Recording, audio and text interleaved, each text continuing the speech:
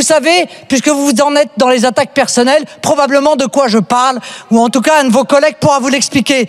Bonjour à tous et bienvenue sur la chaîne. Aujourd'hui, nous allons parler d'un sujet sensible, le trafic de drogue et l'argent public. Faut-il exclure des bourses d'études les personnes condamnées pour trafic de drogue ou faut-il leur donner une seconde chance? Nous allons d'abord écouter un extrait d'un débat politique en France, puis nous l'analyserons à la lumière des enseignements de l'islam. Regardez bien et dites-moi ce que vous en pensez. Vous savez, puisque vous en êtes dans les attaques personnelles, probablement de quoi je parle, ou en tout cas un de vos collègues pourra vous l'expliquer. Je crois que vous êtes de la majorité, hein. Non, je vous le dis parce que, à un moment donné, de deux choses l'une. Soit le narcotrafic est un problème majeur dans notre pays. Il met en cause la sécurité publique. Il met en cause la santé de nos enfants. Il génère des assassinats.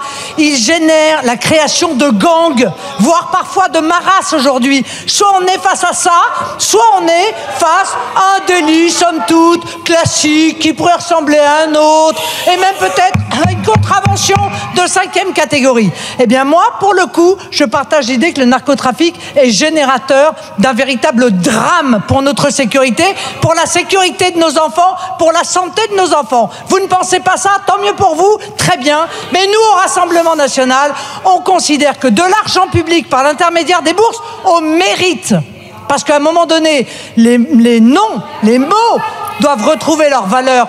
La bourse au mérite, elle ne peut pas, effectivement, être délivrée à quelqu'un qui a été convaincu d'avoir trafiqué de la drogue, d'avoir vendu de la drogue. Et bien souvent, à des mineurs, vous savez, puisque vous en êtes dans les attaques personnelles, probablement de quoi je parle, ou en tout cas un de vos collègues pourra vous l'expliquer. Bref, donc ça n'est pas envisageable cela. Je suis désolé, mon cher collègue, et que vous ayez avec l'argent public, parce que les bourses c'est de l'argent public, autant, somme toute d'indulgence, je trouve ça c'est fascinant. Vous savez, pour se réinsérer, ce qu'il pourrait faire celui qui a été condamné, pour se payer des études, il a qu'à bosser. Premier, l'islam et l'interdiction des drogues.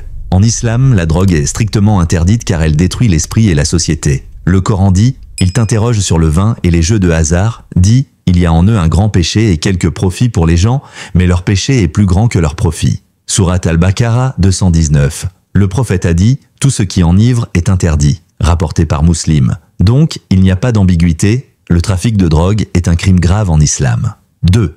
L'argent public, une responsabilité en islam. L'argent public n'est pas un bien personnel, mais une amana, une responsabilité, qui doit être utilisée pour le bien commun. Dans la Sunna, le prophète nous enseigne l'importance de la bonne gestion des ressources publiques. Omar ibn al-Khattab, radiyallahu anhu, contrôlait de près l'utilisation des fonds publics pour éviter tout gaspillage ou injustice. 3. La justice et la réhabilitation en islam. L'islam ne prône pas une punition aveugle, mais un équilibre entre justice et rédemption. Le Coran dit, sauf ceux qui se repentent, croient et accomplissent une bonne œuvre. Ceux-là, Allah changera leurs mauvaises actions en bonnes actions. Sourate Al-Furqan 25-70. Cela signifie que même ceux qui ont fauté doivent avoir la possibilité de se racheter à travers des actions positives. Alors, faut-il interdire définitivement les bourses aux condamnés ou leur offrir une seconde chance? 4e conclusion et appel à l'action de 06 à 0630, plan final face caméra avec un appel à l'interaction. Et vous, qu'en pensez-vous? Faut-il exclure ces personnes du système d'aide publique? L'islam propose-t-il une meilleure solution à ce problème? Dites-moi votre avis en commentaire. Si vous avez aimé cette analyse, likez la vidéo, abonnez-vous et activez la cloche pour ne rien rater. À très bientôt pour un nouveau sujet. Inch'Allah. Salam alaikum.